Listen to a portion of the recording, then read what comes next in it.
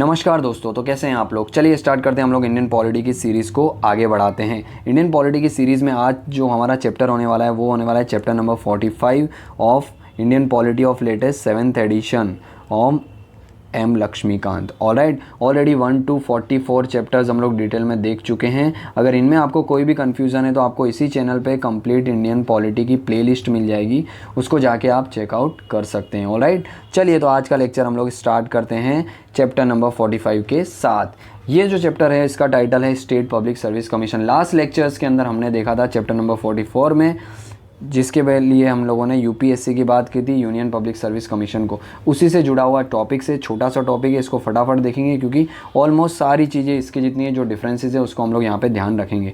ठीक है, देखिए सबसे पहले बात करते हैं हम यूपीएससी की। तो सेंट्रल रिक्रूटमेंट एजेंसी देखने को मिलती है यूपीएससी, जो कि एक कॉन्स्टिट्यूशनल बॉडी है। वैसे सेंट्रल लेवल पर चलो ये रिक्रूटमेंट करती है, पर स्टेट लेवल पर क्या है, स्टेट गवर्नमेंट के लेवल पर हमें देखने को मिलता है स्टेट पब्लिक सर्विस कमीशन, जो कि एक कॉन्स्टिट्यूशनल बॉडी ही देखने को मिलती है। इनके आर्टिकल्स की जब हम बात करते हैं, स्टेट लेवल पे एग्जामिनेशन कंडक्ट कराना और स्टेट सर्विसेज की जो सिविल सर्विसेज है और अदर सर्विसेज है उसके लिए स्टेट पब्लिक सर्विस कमीशन क्या करता है, मेन इंपॉर्टेंट रोल प्ले करता है। अगर कॉन्स्टिट्यूशनल प्रोविजन की बात करें तो same part 14 of the constitution के आर्टिकल 315 से लेके 323 तक हमें कॉन्स्टिट्यूशंस के अंदर स्टेट पब्लिक सर्विस कमीशंस के बारे में प्रोविज़न देखने को मिलते हैं। ये क्या करता है, एक इंडिपेंडेंट कॉन्स्टिट्यूशनल बॉडी है जो क्या करती है, इन्हीं आर्टिकल्स के थ्रू इसे पावर मिलती है कि किस तरीके से इसके कंपोजिशंस होंगे, अपॉइंटमेंट रिमूवल किस तरीके से होगी, इसके मेंबर और चेयरमैन की पावर फंक्शंस क्या होंगे, इंडिपेंडेंस कैसे इंश्योरिटी होगी, ये सभी हमें आर्टिकल 315 से लेकर 323 के बीच में देखने को मिलती है। सेम यूपीएससी के लिए भी सेम प्रोविज़न है, तो with in the same provision हमें यूपीएससी और स्टेट पब्लिक सर्विस कमीशन दोनों के constitutional provision same article same part के अंदर देखने को मिलता है, क्योंकि दोनों का फंक्शन ऑलमोस्ट सेम है यार।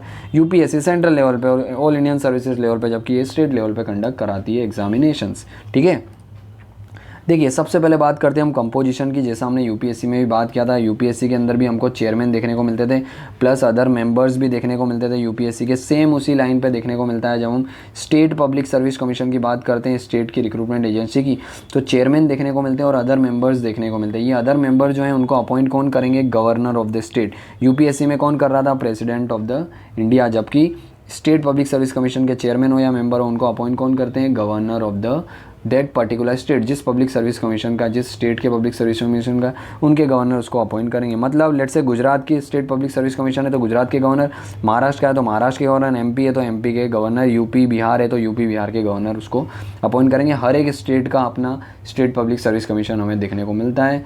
कितने हैं क्या है वो हम बाद में बात करेंगे, पर एटलीस्ट ये याद रखना है कि पर्टिकुलर स्टेट का स्टेट पब्लिक सर्विस कमीशंस होता है। एज ऑफ नाउ इतना ध्यान रखना है। ठीक है, अब ये कितने मेंबर्स होंगे तो वो डिसाइड कौन करेंगे, गवर्नर, प्रेसिडेंट। अगर हम बात करते हैं कॉन्स्टिट्यूशन की, तो कॉन्स्टिट्यूशन ने गवर्नर को ये पावर दी कि आप डिसाइड करो कितने स्ट्रेंथ होंगी मेंबर्स की अलोंग विद द चेयरमैन। ये डिस्क्रिशनल पावर देखने को मिलती है गवर्नर की।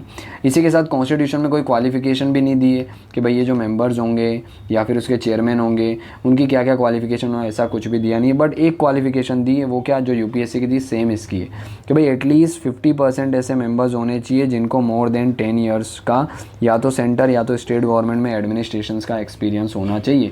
यानी वो अधिकारी होने चाहिए, एडमिनिस्ट्रेटिव ऑफिसर्स होने चाहिए, at least 50% of the entire strength जिनको 10 या 10 से ज़्यादा साल का सेंटर या स्टेट गवर्नमेंट में जॉब करने का एक्सपीरियंस हो। बस ये क्वालिफिकेशन कॉन्स्टिट्यूशन में दिए। इसके अलावा कॉन्स्टिट्यूशन गवर्नर को ये भी चीज़ें, ये भी पावर देता है कि वो डिटरमाइन कर सकते हैं इनके जो चेयरमैन है और मेंबर्स हैं उनकी सर्विस कंडीशन क्या होगी, ये क्या काम करेंगे। इसके अलावा कुछ एडिशनल फंक्शन भी देने हैं तो वो भी गवर्नर को ऑथोराइजेशन देखने को मिलता है कि वो क्या कर सकते हैं, जो नंबर्स ऑफ द मेंबर्स हैं और साथ ही साथ में जो स्टेट पब्लिक सर्विस कमीशन का स्टाफ है उसको भी गवर्नर क्या कर सकते हैं, अपॉइंट कर सकते हैं। डिस्क्रिशन पावर गवर्नर के पास देखने को हमको मिलती है। ऑलराइट, सेम यूपीएससी में जो प्रेसिडेंट के पास है यहाँ पे गवर्नर के पास है। डिफरेंस एक है, हम देखेंगे रिमूवल में देखने को मिलेगा वो।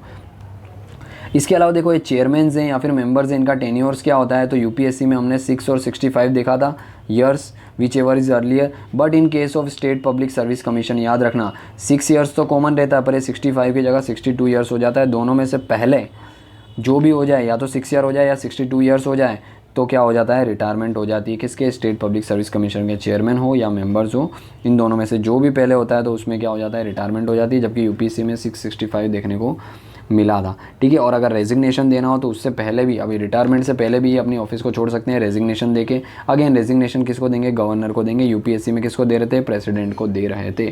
तो ये कंपेरेटिव भी हम लोग एनालिसिस देखते चलते हैं, जाकि चीज़ें आपके लिए बहुत ही आसान हो जाए दोनों को ईजिली याद करने के लिए, समझने के लिए, ठीक है। इसके अलावा गवर्नर जो हैं वो याद रखना क्या कर सकते हैं, एक्टिंग चेयरमैन भी अपॉइंट कर सकते हैं। कब, दो सर्कमस्टांसेस हों तब acting chairman state public service commission के गवर्नर अपॉइंट कर सकते हैं। ये एक्टिंग चेयरमैन कब, एक तो चेयरमैन जो है उसकी पोस्ट जो है वो वैकेंट है, यानी कि वैकेंसी है, वो कोई है नहीं।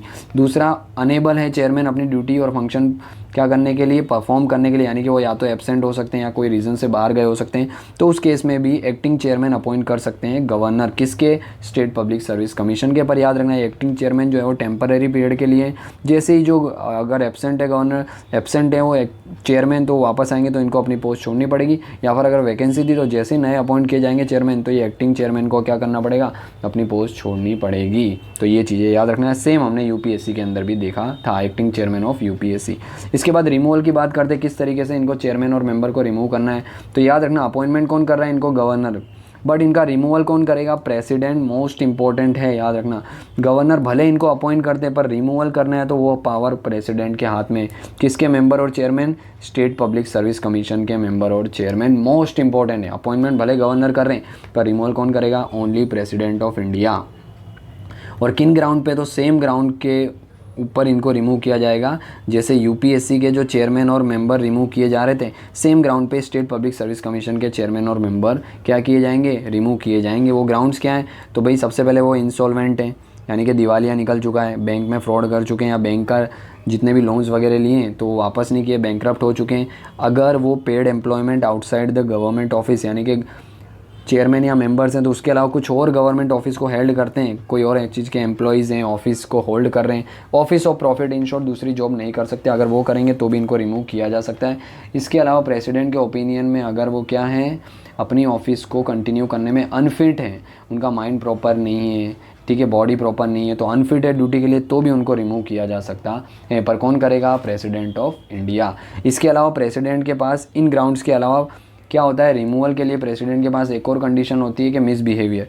अगर मिसबिहेवियर किया है मेंबर ने या फिर चेयरमैन ने तो उनको क्या कर सकते हैं, प्रेसिडेंट रिमूव कर सकते हैं। बट अगेन यहाँ भी कंडीशन है क्या, कि मिसबिहेवियर क्या होगा, कौन डिफाइन करेगा, कौन वेरीफाई करेगा, तो उसके लिए सुप्रीम कोर्ट को क्या किया जाता है, प्रेसिडेंट ये मैटर रिफ़र करते हैं, सुप्रीम कोर्ट उसकी इंक्वायरी करता है, फिर रिपोर्ट सबमिट करता है प्रेसिडेंट को, बोले हाँ ये गिल्टी थे, ये मिसबिहेवियर के लिए गिल्टी, अब इसको रिमूव कर सकते हैं। और याद रखना जो रिपोर्ट सुप्रीम कोर्ट ने सबमिट करी प्रेसिडेंट को कि भाई ये गिल्टी है, यानी कि मिसबिहेवियर इन्होंने किया है या नहीं किया है, वो रिपोर्ट के अकॉर्डिंग स्टेप लेना प्रेसिडेंट के लिए बाइंडिंग होता है। फॉर एग्जांपल सुप्रीम कोर्ट ने बोला भाई ये मिसबिहेवियर का क्लासिक केस है, इनको रिमूव किया जा सकता है, तो प्रेसिडेंट को रिमूव ही करना पड़ेगा।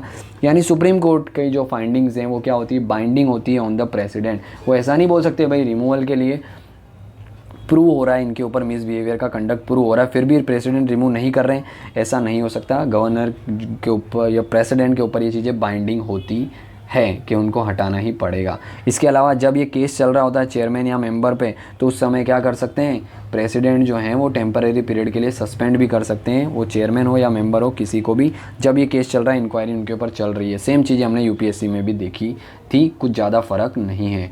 इसके अलावा याद रखना मिसबिहेवियर क्या होता है, तो कॉन्स्टिट्यूशन ने ये टर्म को डिफाइन किया है। याद रखना ये मिसबिहेवियर क्या होगा, तो कॉन्स्टिट्यूशन में इसको डिफाइन किया गया है। क्या होगा मिसबिहेवियर, तो भाई कॉन्स्टिट्यूशन बोलता है कि भाई सीधी सी बात है, गवर्नमेंट कोई भी टेंडर या कॉन्ट्रैक्ट बाहर पाड़ती है, यानी कि बाहर इशू करती है, और उसके अंदर कोई भी स्टेक है, या तो मेंबर हैं या फिर चेयरमैन का कोई भी स्टेक है, इन्वॉल्वमेंट है, पार्टिसिपेशंस हैं, अगर वो कंपनी के स्टेक्स या फिर शेयर होल्ड करते हैं, तो ये सारा क्लासिक केस होगा मिसबिहेवियर का। तो ये चीज़ें याद रखना, कॉन्स्टिट्यूशन में मिसबिहेवियर को डिफाइन किया गया है। क्या बोला गया है भाई, आउटसाइड पेड एम्प्लॉयमेंट रहे हो, कोई भी कॉन्ट्रैक्ट एग्रीमेंट गवर्नमेंट ने टेंडर इशू किया किसी चीज़ के कंस्ट्रक्शन के लिए या कोई भी चीज़ों के लिए, ठीक है, और उसके अंदर इसका पार्टिसिपेशन हुआ चेयरमैन का या मेंबर का, तो ये मिसबिहेवियर का क्लासिक केस है, और कॉन्स्टिट्यूशन में भी यही डिफाइन किया गया। तो उसके अलावा क्या किया जा सकता है, उसके बेस पे चेयरमैन या मेंबर को हटाया जा सकता है। तो ये चीज़ें हमें एटलीस्ट पता होनी चाहिए, तो रिमूवल के ग्राउंड्स, ऑलराइट। इसके अलावा इंडिपेंडेंट कैसे इंश्योर करता है, तो सेम जो कॉन्स्टिट्यूशंस के अंदर यूपीएससी के लिए प्रोविज़न है, same state public service commission के इंडिपेंडेंस के लिए कॉन्स्टिट्यूशन में कुछ सेफगार्ड्स देखने को मिलते हैं। पहला क्या कि भाई रिमूव करना है स्टेट पब्लिक सर्विस कमीशन के मेंबर्स हों या फिर चेयरमैन हो, इनको अगर रिमूव करना है तो कौन रिमूव करेगा? प्रेसिडेंट करेगा। पर किस तरीके से? सेम ग्राउंड जो कॉन्स्टिट्यूशन में लिखे गए उसी ग्राउंड पे उनको रिमूव किया जाएगा, यानी कि मिसबिहेवियर, एडजन, इंसॉल्वेंट, बैंकरप्ट, तो इनके बेस पे उनको रिमूव किया जाएगा, आर्बिट्रेरली नहीं किया जाएगा। दूसरा, मिसबिहेवियर होगा तो सुप्रीम कोर्ट के थ्रू इंक्वायरी करवाना पड़ेगा, ये भी इंपॉर्टेंट है। तो ये चीज़ें क्या करती है? सिक्योरिटी और टेन्योर इंश्योर करती है, जिससे वो इंडिपेंडेंटली काम कर सकते हैं। कंडीशंस ऑफ सर्विस क्या होने वाली है? उसको एक बार अपॉइंटमेंट हो गई तो condition of service can not be varied to his or her disadvantage after his or her appointment. एक बार अपॉइंटमेंट हो गया तो उनकी कंडीशन ऑफ सर्विस को चेंज नहीं किया जा सकता। जितने भी एक्सपेंसेस होते हैं चेयरमैन या member state public service commission के, तो उनको कंसोलिडेटेड फंड ऑफ स्टेट याद रखना। यूपीएससी में कंसोलिडेटेड फंड ऑफ इंडिया यानी सेंट्रल गवर्नमेंट का था, but state public service commission में ये क्या हो जाता है? पर्टिकुलर स्टेट का हो जाता है। वहाँ से इनकी सैलरीज़, ठीक है, इनके जो भी अलाउंसेस होते हैं वो चार्ज किए जाते हैं, यानी कि ये वोटिंग के लिए चार्ज एक्सपेंडिचर है। सीधी सी बात है, चार्ज एक्सपेंडिचर जो है वो वोट के लिए एप्लीकेबल नहीं होते हैं, तो ये इनकी सैलरी जो होती है वो सिक्योर होती है, अलाउंसेस सिक्योर होते हैं। चेयरमैन हो एसपीएससी का यानी कि स्टेट पब्लिक सर्विस कमीशन का अगर चेयरमैन है तो उसको रीअपॉइंट नहीं किया जा सकता सेम पोस्ट पे दूसरी बार, बट उसको अपॉइंट क्या किया जा सकता है? देखो, एसपीएससी का अगर चेयरमैन है तो उसको यूपीएससी का चेयरमैन बनाया जा सकता है, या फिर यूपीएससी का मेंबर बनाया जा सकता है, या फिर कोई और दूसरी स्टेट पब्लिक सर्विस कमीशन है तो उसका चेयरमैन बनाया जा सकता है। ठीक है, इन 3 पोस्ट पे उसको अपॉइंट किया जा सकता है, बाकी सेम पोस्ट पे या आपसे निचली पोस्ट पे नहीं रखा जा सकता। ठीक है, इसके अलावा अगर मेंबर्स हैं स्टेट पब्लिक सर्विस कमीशन के तो उनको सीधी सी बात है उन्हीं पे, क्योंकि वो मेंबर थे तो उनको चेयरमैन के तौर पे अपॉइंट किया जा सकता है, या फिर यूपीएससी के मेंबर्स या फिर चेयरमैन के तौर पे भी उनको अपॉइंट किया जा सकता है। तो क्या याद रखना है? सिंपल, वे चेयरमैन थे किसके? स्टेट पब्लिक सर्विस कमीशन के, तो उससे ऊपर की आपको जॉब मिल सकती है सेम इंस्टीट्यूशन में या फिर दूसरे उससे बड़े इंस्टीट्यूशन में। स्टेट पब्लिक सर्विस कमीशन उससे बड़ा क्या है?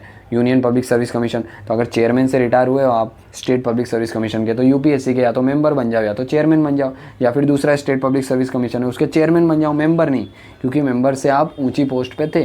बट अगर स्टेट पब्लिक सर्विस कमीशन का मेंबर है तो आप उसी स्टेट पब्लिक सर्विस कमीशन का चेयरमैन बन सकते हो, और यूपीएससी का तो मेंबर और चेयरमैन दोनों आपके लिए ओपन होती है पोस्ट, तो ये याद रखना। बट सेम पोस्ट पे मेंबर्स हो या चेयरमैन हो, सेम पोस्ट पे उनको रीअपॉइंटमेंट नहीं किया जा सकता। और गवर्नमेंट ऑफ स्टेट या गवर्नमेंट ऑफ इंडिया की भी कोई भी पोस्ट पे एलिजिबिलिटी नहीं है, सिर्फ ये आपस में इंटर डिपार्टमेंटल इनकी रीअपॉइंटमेंट हो सकती है, और सेम पोस्ट पे तो कभी नहीं हो सकती। तो आई होप आपको ये समझ आ गया होगा।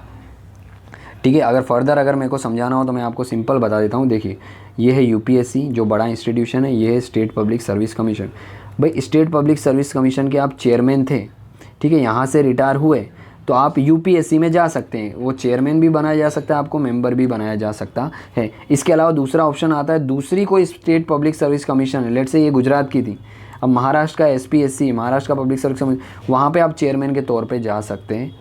समझ आया? इसके अलावा लेट से ये Gujarat state public service commission के आप मेंबर्स हो तो आपको गुजरात स्टेट पब्लिक कमीशन का चेयरमैन बनाया जा सकता है, प्लस यूपीएससी का मेंबर और चेयरमैन तो बनाया ही जा सकता है, और दूसरी स्टेट पब्लिक सर्विस कमीशन का चेयरमैन भी आपको बनाया जा सकता है, यानी अपने से ऊंची पोस्ट। इनके अलावा कोई और स्टेट या सेंट्रल गवर्नमेंट के अंडर आपको रिक्रूटमेंट नहीं किया जा सकता, सेम पोस्ट पर भी आपको रीअपॉइंटमेंट नहीं किया जा सकता। ठीक है, आई होप क्लियर हुआ होगा आप। ऑलराइट, नहीं समझ में आया अभी भी तो वापस से एक बार रिवाइंड करके आप वीडियो देख सकते हैं। इसके बाद हम बात करते हैं फंक्शंस क्या होते हैं, तो सेम यूपीएससी के जो सेंट्रल लेवल पे होते हैं वही स्टेट पब्लिक सर्विस के हमें हम बोल सकते हैं स्टेट लेवल पर देखने को मिलते हैं। इनका काम होता है कंडक्ट कराना एग्जामिनेशन स्टेट सर्विसेज के लिए। कौन कौन सी कोई कुछ ऐसी कंडीशन होती है जिसमें इनसे कंसल्ट भी किया जा सकता है कि भाई रिक्रूटमेंट के जितने भी मैटर्स हैं उनमें इनसे कंसल्ट करती है स्टेट गवर्नमेंट। क्या क्या अपॉइंटमेंट के लिए क्या क्या प्रिंसिपल फॉलो करनी चाहिए उसके लिए भी कंसल्ट किया जाता है। कोई भी डिसिप्लिनरी एक्शन लेना है किसी भी स्टेट के पब्लिक सर्वेंट के खिलाफ तो उसके अंदर भी कई बार क्या किया जाता है, इनसे सलाह ली जाती है। कोई भी लीगल एक्सपेंसेस किसी सिविल सर्वेंट ने इंक्योर किए हैं उसकी ऑफिशियल ड्यूटी में तो उसका अगर कोई केस होता है तो वो भी इनसे कंसल्ट करती है स्टेट गवर्नमेंट। इसके अलावा कोई भी पेंशन से रिगार्डिंग कोई भी इश्यूज़ हैं किसी स्टेट पब्लिक सर्विस कमीशंस के स्टेट सिविल सर्वेंट के तो वो भी इशू इनसे कन्वर्ट किया जाता है। इसके अलावा गवर्नर इनको कोई और मैटर सुप्रत करते हैं तो उनको उसके लिए भी काम करना होता है। तो ये उनके कुछ फंक्शंस देखने को मिलते हैं। और इसके अलावा याद रखना, अब देखिए सारे मैटर्स के अंदर भाई गवर्नर जो है वो क्या करती है, स्टेट पीसीएस से क्या करती है, कंसल्ट करती है सिविल सर्वेंट का कोई भी मैटर हो, स्टेट सिविल सर्वेंट का, ठीक है, कंसल्ट। बट ये जो कंसल्टेशन है सुप्रीम कोर्ट ने क्लियर करा है भाई, गवर्नमेंट के ऊपर ये बाइंडिंग नहीं है कि एसपीएससी से कंसल्ट करना ही है। अगर गवर्नमेंट नहीं भी कंसल्ट करेगी ना तो भी गवर्नमेंट का डिसीजन फाइनल होगा। ऐसा नहीं है कि इनसे करना ज़रूरी ही है सारे मैटर्स में, नहीं। सुप्रीम कोर्ट ने ये चीज़ें क्लियर करी है भाई, गवर्नमेंट इंडिपेंडेंटली डिसीजन ले सकती है, ज़रूरी नहीं है इनकी सलाह लेना और उसके ऊपर एक्ट करना, ऐसा कुछ भी फिक्स नहीं है। ठीक है, तो ये चीज़ याद है। और दूसरी चीज़, अगर स्टेट पब्लिक सर्विस कमीशन ने अपने एग्ज़ाम कंडक्ट कराई और फाइनल लिस्ट में आपका नाम आया, तो ये नाम एसपीएससी क्या कर रहा है, रिकमेंड कर रहा है स्टेट गवर्नमेंट को, ओनली रिकमेंडेशन, याद है। इसका मतलब आपने एग्ज़ाम क्लियर की, फाइनल लिस्ट में आपका नाम आया, तो इसका मतलब ये नहीं है कि आपको 100% जॉब देनी ही पड़ेगी गवर्नमेंट को, ऐसा नहीं है। ये एसपीएससी जो रिक्रूटमेंट एजेंसी थी उसने सिर्फ आपको सिलेक्ट किया, अब वो रिकमेंडेशन देगी स्टेट गवर्नमेंट को। स्टेट गवर्नमेंट को ये ठीक लगता तो ये लिस्ट को क्या करेगी, स्टेट गवर्नमेंट अप्लाई करेगी। सेम यूपीएससी के लिए भाई, यूपीएससी ने अगर अपने कैंडिडेट को सिलेक्ट किया, फाइनल लिस्ट में अगर आपका नाम है, तो यूपीएससी ये रिकमेंडेशन गवर्नमेंट ऑफ इंडिया को देगी। गवर्नमेंट ऑफ इंडिया के ऊपर डिस्क्रिशन है वो इसको एक्सेप्ट करे या ना करें, कोई ऐसी ऑब्लिगेशंस नहीं है, ये भी सुप्रीम कोर्ट ने क्लियर कर दिया। बट जनरली क्या होता है, ये रिकमेंडेशन जो है वो एक्सेप्ट कर ली जाती है, क्योंकि बहुत ही हमें पता है बहुत ही परफेक्ट और एफिशिएंसी के साथ ये लोग एग्जामिनेशन कंडक्ट कराते हैं, खास करके यूपीएससी। तो जनरली गवर्नमेंट क्या करती है, उसको एक्सेप्ट कर लेती है। इसके अलावा कुछ एडिशनल फंक्शंस भी अगर देने हो स्टेट पब्लिक सर्विस कमीशंस को, तो वो कौन दे सकते हैं, गवर्नर दे सकते हैं। बट याद रखना ये सारी चीज़ें जो हैं गवर्नर को, जो दोनों हाउसेज है स्टेट लेजिस्लेचर हैं उसके अंदर सुपुर्द करनी पड़ेगी। स्टेट लेजिस्लेचर एक्ट बनाएंगे और वो एक्ट फिर क्या करेगा, इनके रोल एंड रिस्पॉन्सिबिलिटी में चेंजेस करेगा। तो act of the state legislature important है एसपीएससी के रोल एंड रिस्पॉन्सिबिलिटी में चेंजेस लाने के लिए, तो ये इंपॉर्टेंट है, याद रखना है। ठीक है, इसके अलावा एसपीएससी क्या करती है, इसकी जो एनुअल रिपोर्ट है, ये एनुअल रिपोर्ट किसको देती है, गवर्नर को। गवर्नर कहाँ रखेंगे, respective state legislature and legislative assembly और लेजिस्लेटिव काउंसिल के अंदर ये रिपोर्ट को रखते हैं। साथ में एक मेमोरेंडम भी देती है एसपीएससी कि भाई मेमोरेंडम ऑफ डिसीजन या मेमोरेंडम, जिसके अंदर एक्सप्लेन किया होता है कि भाई गवर्नमेंट ने अगर कोई रिकमेंडेशन एसपीएससी को दी तो उसने क्यों वो रिकमेंडेशन एक्सेप्ट नहीं करी, और की तो क्यों की, वो सारी एक्सप्लेनेशन भी एसपीएससी को उस रिपोर्ट में देनी पड़ती है। और वो रिपोर्ट फिर जाती है स्टेट लेजिस्लेचर में, उस पर डिबेट डिस्कशन होते हैं। इसको बोला जाता है memorandum of explaining what ever the decision taken by the SPSC on the recommendation of the government. ठीक है, तो ये सारी चीज़ें हमको देखने को मिलती है in the functions of the state public service commission. कुछ लिमिटेशंस भी हैं एसपीएससी की, क्या है भाई, कुछ ऐसी चीज़ें हैं जिससे एसपीएससी को आउटसाइड रखा जाता है। ठीक है, कुछ ऐसे मैटर्स हैं जिनके अंदर एसपीएससी को आउटसाइड रखा जाता है, उनसे पूछा नहीं जाता है। फॉर एग्जांपल अगर रिजर्वेशन देना है एससी एसटीज़ को तो उनसे नहीं पूछा जाएगा। कोई भी ऐसे क्लेम के मैटर हैं, शेड्यूल कास्ट या शेड्यूल ट्राइब के कुछ क्लेम्स हैं उससे रिगार्डिंग मैटर है, तो भी उनसे कंसल्ट नहीं किया जाएगा। इसके अलावा गवर्नर, याद रखना, कोई भी एसपीएससी एग्जामिनेशन कंडक्ट करा रही है तो उसके लिए जो सर्टेन पोस्ट है, सर्विसेज हैं, ऑलराइट, तो भाई जितनी भी कुछ पोस्ट हैं, सर्विसेज है जिसके लिए एसपीएससी एग्जामिनेशन कंडक्ट करा रहा है, वो सारी पावर अगर उससे छीननी है तो वो भी पावर देखने को मिलती है गवर्नर के पास। बट गवर्नर आर्बिट्री ऐसा कुछ नहीं कर सकता, उनकी पावर में अगर कुछ चेंजेस करने हैं, उसकी कुछ पोस्टों के लिए जो एग्जामिनेशन कंडक्ट कराते हैं वो कुछ पोस्टों को हटाना है, एक्सक्लूड करना है तो गवर्नर कर सकते हैं। पर गवर्नर को क्या करना पड़ेगा, विदिन 40 डेज़ ये रिपोर्ट जो है वो स्टेट लेजिस्लेचर्स के अंदर सबमिट करनी होगी। स्टेट लेजिस्लेचर्स इसके अंदर चेंजेस कर सकते हैं, यानी कि एमेंड कर सकते हैं और रिपील भी कर सकते हैं पूरी रिपोर्ट को। तो भाई स्टेट लेजिस्लेचर का मेन रोल है अगर कुछ एक्सक्लूड करना है एसपीएससी के फंक्शन में। ऐसा नहीं है कि गवर्नर अपनी मर्जी से कर देगा, स्टेट लेजिस्लेचर कर सकते हैं, कुछ रोल रिस्पॉन्सिबिलिटी उनकी कम भी कर सकते हैं और बढ़ा भी सकते हैं। ठीक है, तो ये है कुछ लिमिटेशन जो एसपीएससी की देखने को मिलती है।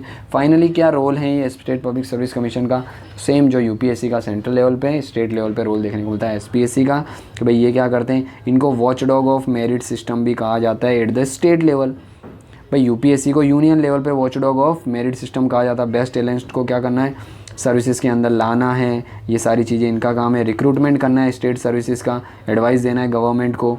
ठीक है, किस पे कोई प्रमोशन है, कोई डिसिप्लिनरी मैटर्स हैं तो उसके अंदर क्या करना है, एडवाइस देना है स्टेट पब्लिक सर्विस कमीशन को, किसको, गवर्नमेंट को। ये इनका रोल है, याद रखना। इसके अलावा भाई सर्विसेज कितनी क्या होगी, क्लासिफिकेशन ऑफ सर्विस, उनका पे स्केल क्या होगा, सर्विस कंडीशन क्या होगी, कार्डर मैनेजमेंट कैसे करेंगे, ट्रेनिंग कैसे होगी, ये सारी चीज़ें स्टेट पब्लिक सर्विस कमीशन के अंडर नहीं आती है। जैसे यूपीएससी के लिए अंडर भी नहीं आ रही थी ये सब, तो किसके अंदर आ रहा था भाई, स्टेट गवर्नमेंट का डिपार्टमेंट होता है, वही डिपार्टमेंट ऑफ पर्सोनल, और जनरल एडमिनिस्ट्रेशन डिपार्टमेंट होता है स्टेट गवर्नमेंट का, उसके अंदर आता है ये। सेम मिनिस्ट्री ऑफ पर्सनल के अंदर आता है सेंट्रल गवर्नमेंट में, स्टेट में भी मिनिस्ट्री ऑफ पर्सनल या डिपार्टमेंट ऑफ पर्सनल के अंदर ये सारी चीज़ें आती हैं। क्या कि भाई इनकी सर्विस कंडीशन क्या होगी, ठीक है, इनका कार्डर मैनेजमेंट कैसे करेंगे, ट्रेनिंग करेंगे, तो वो सब स्टेट गवर्नमेंट के डिपार्टमेंट ऑफ पर्सनल के अंदर आता है।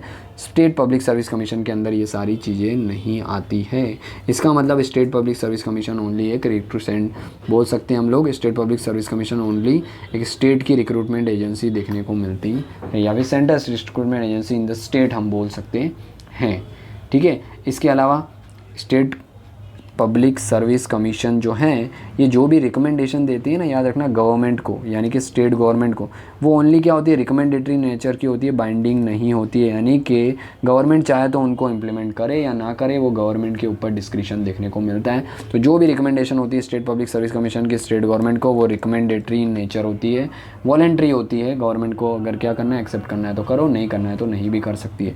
इसके अलावा एक कॉन्फ्लिक्ट देखने को मिलता है जब से स्टेट के अंदर स्टेट विजिलेंस कमीशन हमें देखने को मिला है, जब से स्टेट विजिलेंस कमीशन हमें देखने को मिला है, तब से क्या है, ये स्टेट पब्लिक सर्विस कमीशन के रोल के अंदर थोड़ा सा इंटरफेयर हो रहा है। कैसे भाई, स्टेट गवर्नमेंट क्या कर रही है, कभी भी ये जो सिविल सर्वेंट हैं उनके खिलाफ कोई डिसिप्लिनरी एक्शन ले रही है तो वो क्या कर रही है, स्टेट विजिलेंस कमीशन से भी कंसल्ट कर रही है, स्टेट पब्लिक सर्विस कमीशन से भी कंसल्ट कर रही है। जब इनकी बात मान ली जाती है तो फिर इनके साथ कॉन्फ्लिक्ट स्टार्ट हो जाते हैं, ठीक है। बट नेवरदलेस हमें पता है स्टेट पब्लिक सर्विस कमीशन एक कॉन्स्टिट्यूशनल बॉडी है, परमानेंट कॉन्स्टिट्यूशनल बॉडी है, जबकि स्टेट विजिलेंस कमीशन ऐसी कोई कॉन्स्टिट्यूशनल बॉडी हमें नहीं देखने को मिलती है। तो इसकी हमेशा सीधी सी बात है नोच रहने वाली है, हमेशा इन्फ्लुएंस ज़्यादा ही रहने वाला है। इसके अलावा It must be noted here that the SPCS यानी State Public Service Commission is consulted by the governor while framing the rules and the appointment to the judicial service of the state। भाई state की जो judicial services है उसके लिए कौन examination conduct कराता है, state public service commission. But ये जब एग्जामिनेशन जुडिशियल सर्विसेज के लिए कंडक्ट कराई जाएगी तो SPSC को क्या करना है, गवर्नर के साथ कंसल्ट करना है जुडिशियल सर्विसेज के लिए, ठीक है। और in this regard except district जज, यानी डिस्ट्रिक्ट जज की जब रिक्रूटमेंट करेगी, देखिए सिंपल है भाई, डिस्ट्रिक्ट लेवल पे जो जजेस होते हैं, जुडिशियल सर्विसेज होती है, उसकी कंडक्ट कराता है examination state public service commission. But जो जजेस की जो रिक्रूटमेंट एग्ज़ाम होगी उसके अंदर SPSC को गवर्नर से कंसल्ट करना होगा, एक्सेप्ट डिस्ट्रिक्ट जज। जब डिस्ट्रिक्ट जज की रिकमेंडेशन या फिर रिक्रूटमेंट की बात होगी तो SPSC को क्या करना होगा, कंसर्न हाई कोर्ट से भी कंसल्ट करना होगा, ठीक है। तो डिस्ट्रिक्ट जज इंपॉर्टेंट पोस्ट है district high court, district courts के लिए, इसीलिए जब डिस्ट्रिक्ट जज की रिक्रूटमेंट होती है तो SPSC को हाई कोर्ट से कंसल्ट करना पड़ता है। बाकी जितने भी जजेस हैं उनके लिए गवर्नर से SPSC को रिकमेंडेशन लेनी पड़ती है, यानी कि कंसल्ट करना पड़ता है, ठीक है। इसके अलावा हमें एक जॉइंट पब्लिक सर्विस कमीशंस भी देखने को मिला है। कॉन्स्टिट्यूशन के अंदर प्रोविज़न देखने को मिलते हैं कि भाई जब क्या हो, दो या दो से ज़्यादा स्टेट रिक्वेस्ट करते हैं UPSC को, तब क्या किया जा सकता है, joint state public service commission बनाया जा सकता है, ठीक है। और याद रखना ये joint state public service commission जो है वो स्टेच्यूट के द्वारा बनाया जाएगा, और वो स्टेच्यूट यानी कि कानून लॉ के द्वारा बनाया जाएगा, और वो पार्लियामेंट बनाएगी। इसका मतलब joint state public service commission के बारे में कॉन्स्टिट्यूशन में नहीं लिखा है, ये कॉन्स्टिट्यूशनल बॉडी नहीं है, ये बनेगी तो एक स्टेच्यूटरी बॉडी होने वाली है। जबकि स्टेट पब्लिक सर्विस कमीशन हो या UPSC हो, ये कॉन्स्टिट्यूशनल बॉडी है, पार्ट 14 के अंदर जो आर्टिकल्स हमने देखे 315 से 323। बट जब ये जॉइंट पब्लिक सर्विस कमीशन बनाया जाएगा तो वो क्या होगा, एक स्टेच्यूट यानी कि लॉ के थ्रू बनाया जाएगा, यानी वो एक हम बोल सकते हैं लेजिस्लेटिव बॉडी, या फिर बोल सकते हैं हम एक स्टेच्यूटरी बॉडी होने वाली है, याद रखना। इसके अलावा ये अगर जॉइंट पब्लिक सर्विस कमीशन बनाया जाता है तो भाई इसके चेयरमैन होंगे या मेंबर्स होंगे, उनको प्रेसिडेंट क्या करेंगे, अपॉइंट करते हैं। इनके टेन्योर की बात करें तो स्टेट पब्लिक सर्विस कमीशन 6 या 62 ईयर जो भी पहले हो जाए तो इनको हटाया जा सकता है। प्रेसिडेंट को ये इनको सस्पेंड भी किया जा सकता है, और रेजिग्नेशन भी प्रेसिडेंट को ये दे सकते हैं। अगर इनको सस्पेंड करेंगे तो सेम जो मैनर्स है उसके थ्रू ही कराया जाएगा, यानी कि रिमूव इनको सेम मैनर में किया जाएगा, ठीक है। इसके अलावा कितने नंबर्स ऑफ चेयरमैन होंगे और मेंबर्स होंगे इस जॉइंट पब्लिक सर्विस कमीशंस के अंदर, उनकी कंडीशन ऑफ सर्विसेज क्या होगी, तो ये प्रेसिडेंट डिसाइड करेंगे, ना कि कोई गवर्नर, क्योंकि दो या दो से ज़्यादा स्टेट की एग्जामिनेशन कंडक्ट करानी है यार, तो स्टेट को तो दे नहीं सकते, कॉन्फ्लिक्ट हो जाएगा, इसीलिए प्रेसिडेंट और पार्लियामेंट उनके बिहाफ में सब कुछ करते हैं। इसके अलावा joint state public service commissions हैं वो अपनी एनुअल रिपोर्ट क्या है, सबमिट करती है कंसर्न स्टेट गवर्नर को। फॉर एग्जाम्पल भाई गुजरात है या महाराष्ट्र है, दोनों ने रिक्वेस्ट की सेंटर को यानी कि यूपीएससी को कि joint state public service commission हम दोनों के लिए बनाना है, हम दोनों की स्टेट सर्विसेज के लिए एग्जामिनेशन कंडक्ट कराया जाएगा इसके द्वारा। तो पार्लियामेंट एक लॉ पास करेगी और लेजिस्लेशंस के द्वारा क्या किया जाएगा, पार्लियामेंट के द्वारा लॉ पास करके बॉडी बनाई जाएगी यानी कि स्टेट्यूटरी बॉडी होगी। फिर प्रेसिडेंट के हाथ में आ जाएगा इसमें मेंबर्स कितने होंगे, कितना टेन्योर्स होगा, 62 और 65, 62 और 6 ईयर जो भी पहले हो जाता है ये इनके मेंबर्स का टेन्योर्स होगा। और जब ये एग्जामिनेशन कंडक्ट करा लेगी तो अपनी रिपोर्ट किसको देगी, महाराष्ट्र और गुजरात के गवर्नर को देगी। और गवर्नर क्या करेंगे, महाराष्ट्र और गुजरात की जो लेजिस्लेटिव असेंबली और लेजिस्लेटिव काउंसिल है उसके अंदर प्रेजेंट करेंगे। महाराष्ट्र में काउंसिल भी है तो दोनों के अंदर, गुजरात में सिर्फ लेजिस्लेटिव असेंबली है तो सिर्फ लेजिस्लेटिव असेंबली के अंदर गुजरात के गवर्नर्स को प्रेजेंट करेंगे। तो सेम फंडा देखने को मिलता है हमको जॉइंट पब्लिक सर्विस कमीशन के लिए। ऑलराइट, तो ये जॉइंट पब्लिक सर्विस कमीशन याद रखना, ये एक स्टेच्यूटरी बॉडी होगी जब भी बनाई जाएगी, कॉन्स्टिट्यूशनल बॉडी नहीं होने वाली है। ठीक है, इसके बाद कुछ आर्टिकल्स हैं, सेम आर्टिकल जो हमने यूपीएससी में पढ़े, आर्टिकल 315 से लेकर 323 part 14 of the constitution talks about the UPSC plus state public service commission.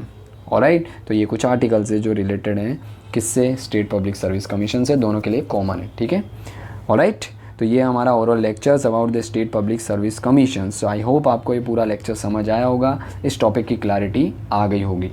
ठीक है, यहीं तक रखेंगे हम लोग इस लेक्चर्स को। नेक्स्ट लेक्चर में हम चैप्टर नंबर 46 डिस्कस करेंगे जो कि होने वाला है finance commission. Most important body है ये, आपकी इकोनॉमिक पॉइंट ऑफ व्यू से भी काम आने वाला है और पॉलिटी में तो काम आएगा ही।